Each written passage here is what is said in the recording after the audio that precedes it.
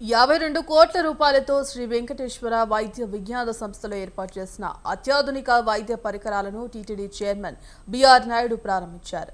Nuclear medicine విభాగంలో 18 కోట్ల PET CT scan, 5 కోట్లకు గాను కెమెరా, 29 కోట్లతో రేడియేషన్ ఆంకాలజీ విభాగంలో అడ్వాన్స్డ్ లీనియర్ యాక్సిలేటర్ అత్యాధునిక పరికరాలను బిఆర్ నాయుడు ప్రారంభించారు.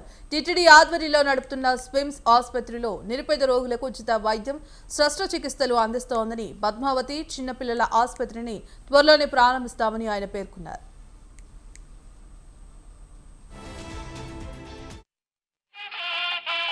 విషయం ఈ రోజుల్లో రోజుకి క్యాన్సర్ పెరిగిపోతున్నటువంటి ఈ దశలో ఇలాంటివి ఇంకా రావాల్సినవి ఉన్నాయి. దీన్ని మొట్టమొదటిగా ప్రారంభించాం.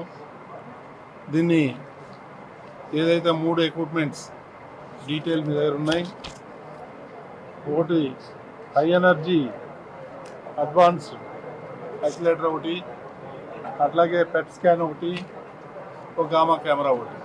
ఈ 3 కూడా లేటెస్ట్ ఎక్విప్మెంట్ కమిటీ సిఫార్సు మేరకు దీన్ని కొనుగోలు చేయడం జరిగింది.